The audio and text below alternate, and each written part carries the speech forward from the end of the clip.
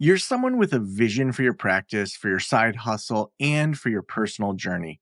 But when it comes to establishing your path on how to get to where you want to be with your practice, things get a little messy. You're also someone who'd prefer to go in person instead of to groups and listening to everyone else's story. To me, it sounds like you could benefit from one on one consulting with our experienced practice of the practice consultants. From $5.95 a month and up, you can work with a consultant that will give you more direction and practical, tried and tested tips matched to you and your goals. For more information, visit practiceofthepractice.com/apply. Again, that's practiceofthepractice.com/apply.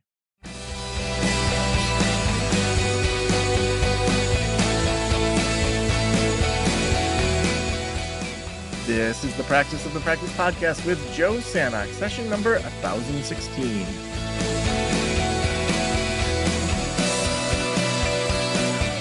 I'm Joe Sanok, your host, and welcome to the Practice of the Practice podcast. I am so excited to be hanging out with you today. We help you build a thriving practice that you absolutely love. Almost every single day of the week. I think we're at 6 episodes a week now. I lose track. The team is doing a great job with just coordinating with our sponsors and keeping the show going. Just a reminder, on September 16th, we kick off Level Up Week. Level Up Week is something we do twice a year. We're actually next May going to be doing the Group Practice Boss Conference here in Traverse City. So we're going to be sending more details about that. So we may not be doing Level Up Week in spring of 25. But this year's final Level Up Week is September 16th to 19th. We have panels all about solo practice, about starting a group practice, mega group practices. We've got Steve from the Mental Health Marketing Conference coming in. Steve Turney is joining us for that. We've got a ton of other marketing experts around pay-per-click advertising, on how to just ramp up your practice. So you're not going to want to miss a single one of those. I know we have 16 webinars in a weekend. I am assured that you are full with your practice. So pick a day or two that makes sense for you to just dig in. It's an awesome virtual conference that we put on. You can register over at practiceofthepractice.com/level up. It's totally free for you. We put this on as a way to gift back to our community a lot of amazing content. You know, it's really funny how sometimes themes and consulting clients line up. I literally was just talking before this podcast interview with one of my former consulting clients who came back around. We've been supporting their podcast for years, and they're looking at writing a nonfiction book. They do some amazing work out there, and I connected her with my agent, and she's got a book proposal she's working on, and that trifecta of public speaking, of writing a book, and having a podcast. To me, it just feels, from my perspective and what I'm seeing, that it's just a very powerful way for you to level up beyond your private practice, or maybe in addition to your private practice. I don't want it to feel like it's a hierarchy where it's somehow better. But that's why I'm so excited to have Stephanie Chandler with me. Stephanie is the author of several books, including the nonfiction book Marketing and Launch Plan and the nonfiction book Publishing Plan. She is CEO of the Nonfiction Authors Association, a vibrant community for writers, and the Nonfiction Writers Conference, a live event conducted entirely online since 2010.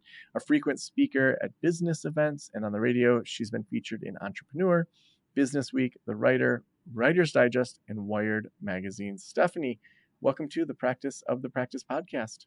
Hey, Joe, appreciate the opportunity to chat with you today. Yeah, as I was reading your bio, nonfiction is used a lot in your bio. So if someone doesn't realize what you do, repetition's going to get them there. That's great. I want to start with, why do you care about nonfiction? Like, where did that start for you? Was it as a kid? Was it in college? Where's the beginning of your love for nonfiction and nonfiction writers?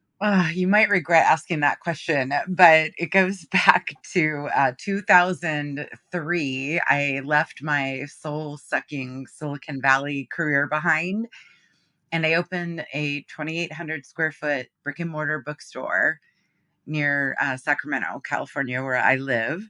And I thought I was going to write novels in the back office because I had always wanted to write. And if you want to write, that's what you're supposed to do, is write novels. And then the short story is I quickly discovered I was a terrible fiction writer, but I have always loved teaching. In fact, I set out to be an English teacher, and I realized through nonfiction, which is what I often read the most anyway, I had an opportunity to blend my love of writing and teaching and discovered a whole new career I hadn't even planned on. So it was a lucky turn of events. And by the way, running a bookstore is not nearly as romantic as it sounds. I mean, it seems like the beginning of a Hallmark movie where someone's gonna bump Right. into you and they're visiting home from some big city, and it's not like that? No, not at all. Oh, darn it. Well, I think that's interesting. So you wanted to write novels, and then how did that start to kind of shift for you into nonfiction?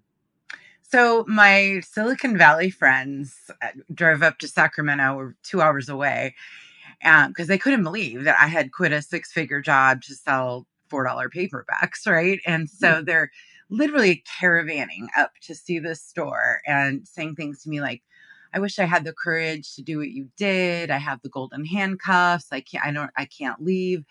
And they really inspired me to want to help them make the leap into entrepreneurship. So my first book was a business startup guide, and with them in mind. And by the way, not one of them ever did quit their jobs, but they did inspire a whole new career for me. And then I discovered that there was so much I could be doing and teaching. And by the way, I self-published that first book and then landed my first book deal the following year by myself. Wow.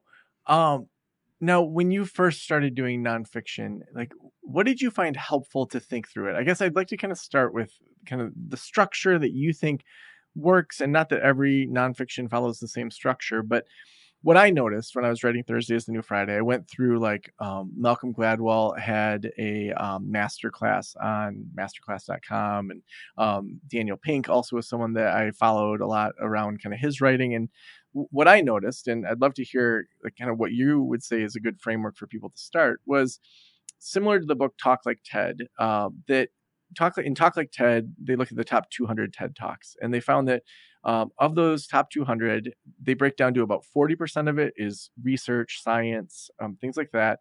About 40% is stories, examples, case studies, and only about 20% is here's the big takeaway. And it seemed like that model, in at least the nonfiction I'm drawn to, was very similar. You look at a typical Malcolm Gladwell or Dan Pink book. They're starting with each chapter with some interesting story, and then they jump into some research that doesn't seem connected, and like a good improv sketch, it all comes together at the end of each chapter. Yeah. And so when I was writing Thursday is the New Friday, I just said to myself, okay, every chapter needs three pieces of research, three pieces of interesting stories of something, and then for me, it felt like it kind of then came together pretty easily once I had that wireframe. For you, when you think about, I mean, you have a huge community of writers, so I'm sure that there's a diverse amount of ways that people think through their writing. But what are some starting points for people that are highly educated? They have their counseling practices, they know trauma, anxiety, whatever, inside and out. What's a good starting place for them to just start thinking through organizing their thoughts and their writing? Yeah, I love your structure, by the way. I think that was great to have a certain number of stories and statistics. So, what I typically recommend, and by the way, we're talking about prescriptive nonfiction here. So, this means, you're writing some sort of how to book, not a memoir, because it's a totally different process. But a how to book, what I recommend writers do is write the book description first. So this is the theoretical cover copy, right? And the reason you want to write that first is because it helps you get really clear about what the book is going to be about and what are the benefits to the reader. I think so many authors skip this step and they aren't thinking about what are the takeaways for the reader. How is the reader's life going to be improved in some way because of this book? And then after we write the description, and by the way, that description can change, but it's a good kind of setting the foundation for what's to come. And then the way that I outline a book personally is I use the old storyboard method. So I will take a stack of 3x5 cards And I will write down every case study, every real world example, every story I want to tell, every statistic I'm aware of, every point I want to make individually on these 3x5 cards. And I will spread them out in my living room.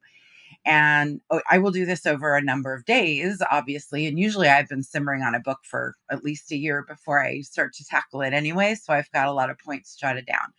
So those go onto individual cards, and then I start moving them around to put them in some sort of logical order. And this is what ultimately becomes the outline. So I could see that chapter 3 is way too heavy. I need to split it into 2. Chapter 6 is pretty light. Can I add more stories, or should it be absorbed into another chapter? And I find this to be super effective. I do this with books, I do this with presentations and courses that I create. And I'm always trying to balance out stories as well. I think storytelling is a huge part of making a nonfiction book interesting. Yeah, I want to dig into that. What makes a good story? I think something that the reader can relate to. So this gets back to, it's all about your reader. What do they care about? What are their struggles? What are their challenges? Those are the things that you want to focus on within your book, within your marketing, within everything that you do, and in the stories that you tell. So I love to use real world stories, but maybe you don't have one that's quite appropriate. You can always say, for example, and give an example that the reader can relate to and make it interesting, put some color into it and texture, because that is what makes really good writing. If we look at the books we've enjoyed, you mentioned Malcolm Gladwell. I mean, he's a wonderful writer. Look to writers like that for inspiration on how to craft a really interesting story. Mm. Yeah, and how much do you think it's important to have when you're, especially for your first book, to have kind of a basic wireframe that works? Like for example, it seems like most New York Times national nonfiction books usually have 3 or 4 parts to them. Those parts have some sort of story arc. Within those, they usually have anywhere from 5 to 7 chapters in each section. How important is it to kind of wireframe what has worked versus to just get started writing or capturing ideas? Like, where should people start in regards to just starting to think through beyond kind of the main hook of the book? So, I mean, I always worry when writers are trying to write to a specific word count. So, I would rather see you write what needs to be said. And maybe that's in 30,000 words. Maybe it's in 60,000. If it's in 90,000, we probably need to trim it back a little bit. But the point is, trying to model the sections after any other book is not something I would necessarily recommend. But with that said, Joe, we are in a short attention span society, right? So we don't want chapters that go on for pages and pages and pages. We really want to do a good job of breaking up the text, using subheadings and bullets and things that make it feel like it's a quick read, even if it's a longer book. Hmm.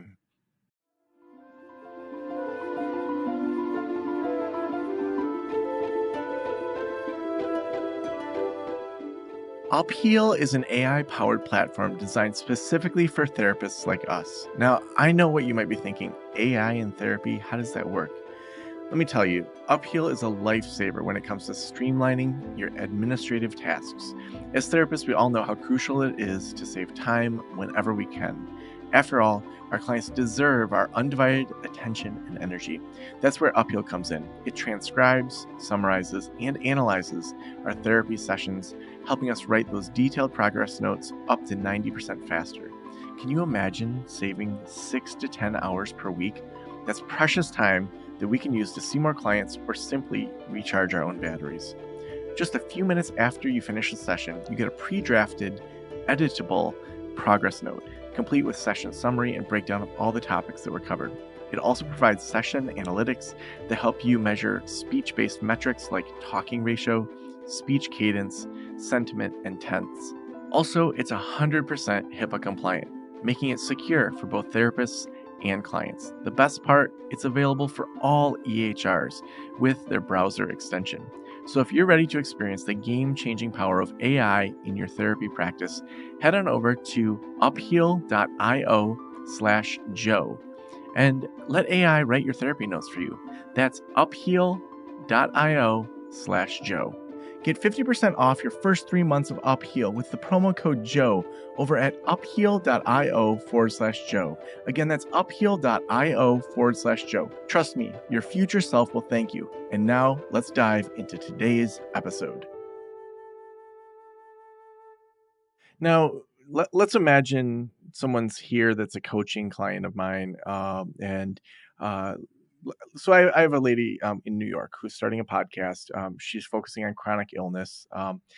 Let's take her as an example. So she's an amazing psychologist. She does chronic illness work with people. She's starting a podcast around chronic illness, and she at some point may want to start a book. If you were coaching her, what would you say this month she should do to start brainstorming that book? Love this. So I would say go find all the other books in that category. And if you don't want to read them, so I personally, when I'm getting ready to write, I don't want to be in reading mode because I don't want to accidentally take ideas from someone else.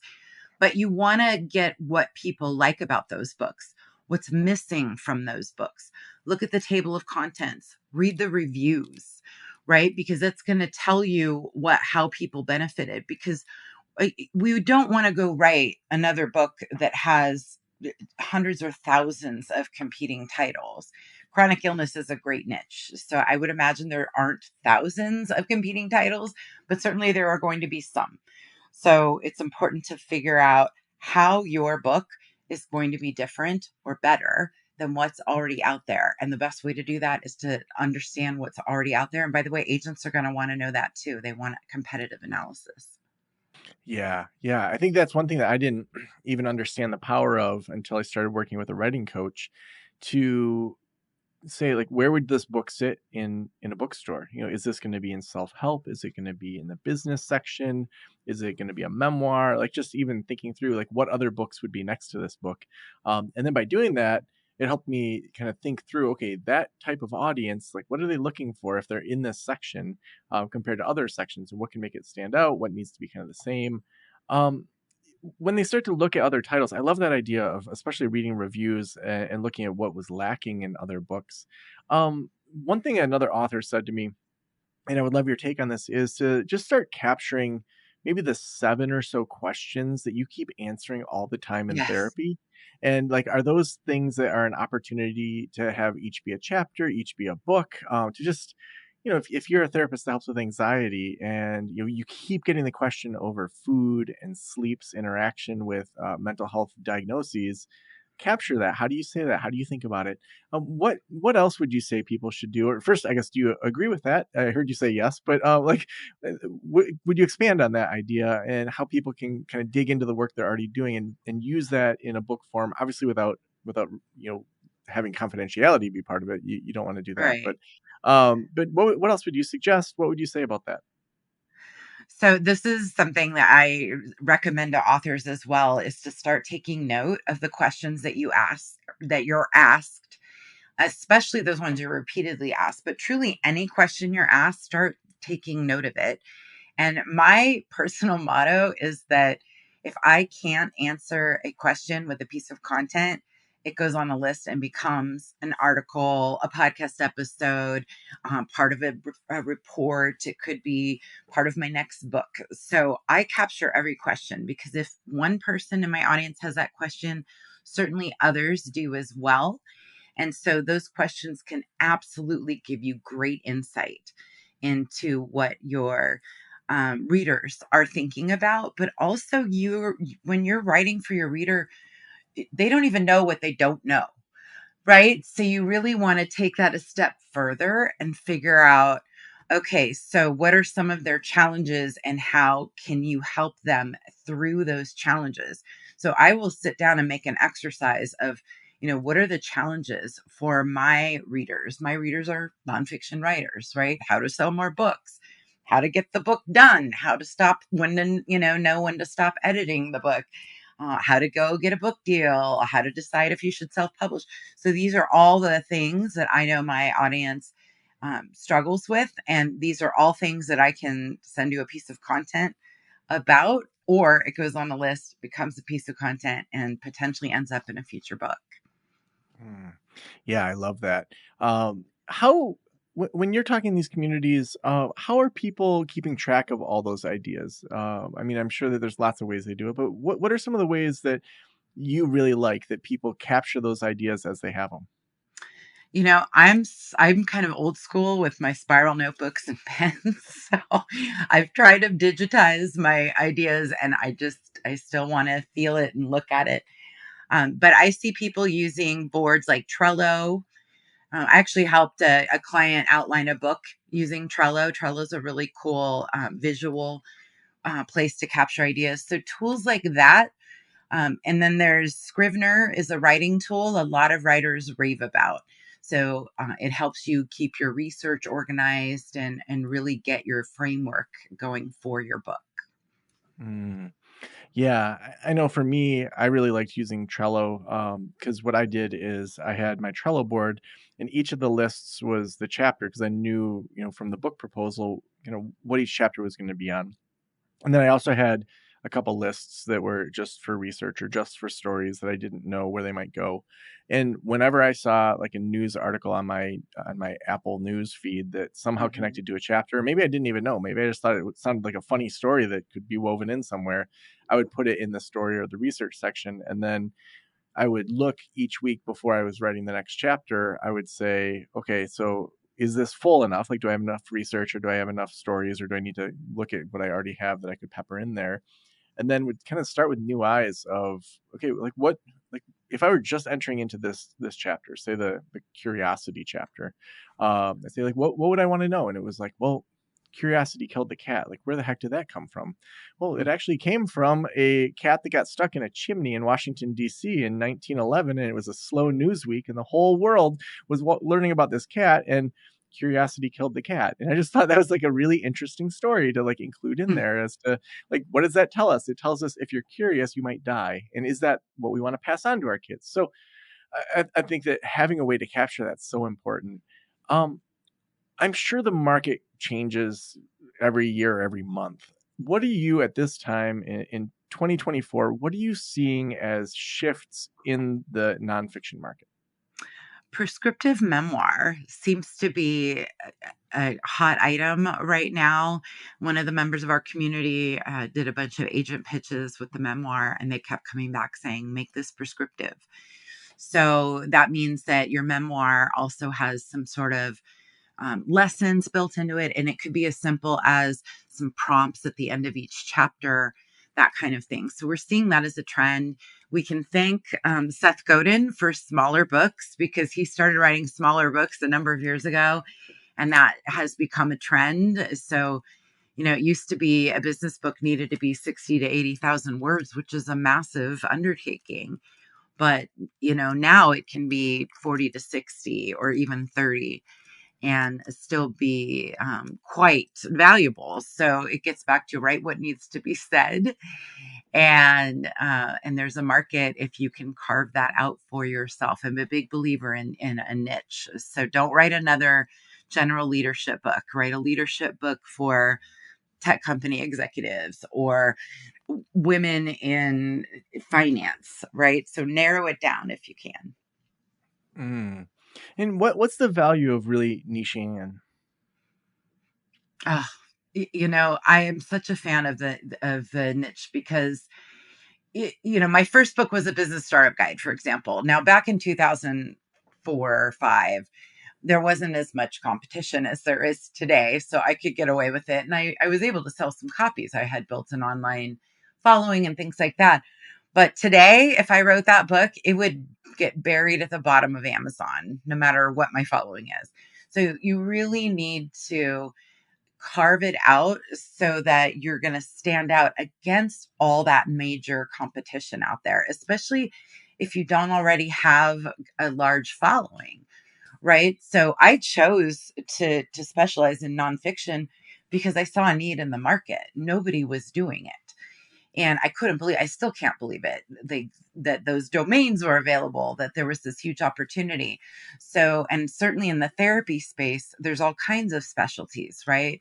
There's trauma, there's a death doula, there's those who specialize in children or working with teens or couples.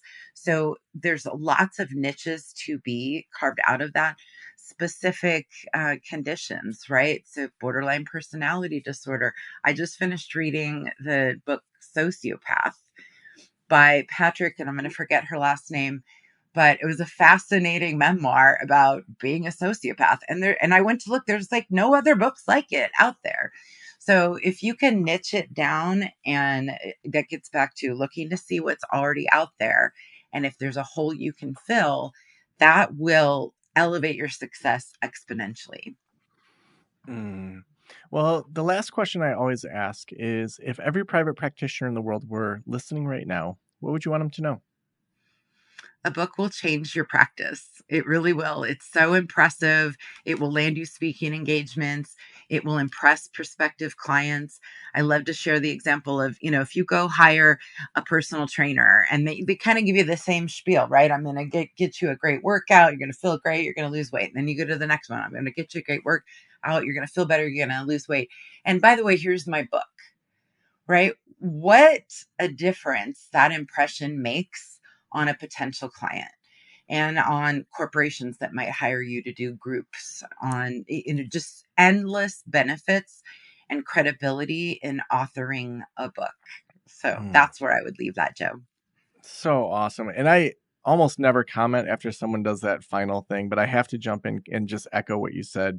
When I had mental wellness counseling, I took a bunch of our blog posts, a bunch of the kind of talking points from being on radio, and put it together in a book I called Mental Wellness Parenting. It cost me $1.70 per book to print on Amazon.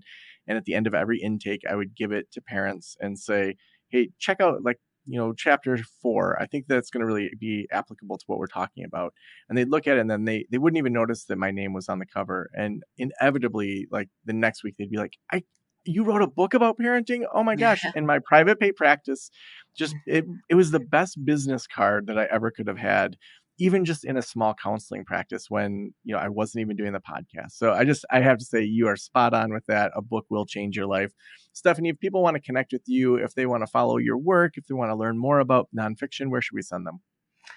Check us out, nonfictionauthorsassociation.com. And a great way to connect with me is through LinkedIn. I'm Stephanie Chandler, author over on LinkedIn, and would love to hear from some of you.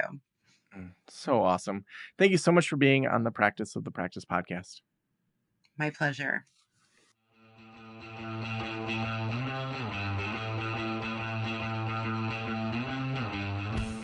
Yeah, if you want to write a book, now is the time. I feel like there's so many, whether it's podcasts or social media people that are just armchair experts that they've lived some life, and I don't want to diminish what they've gone through.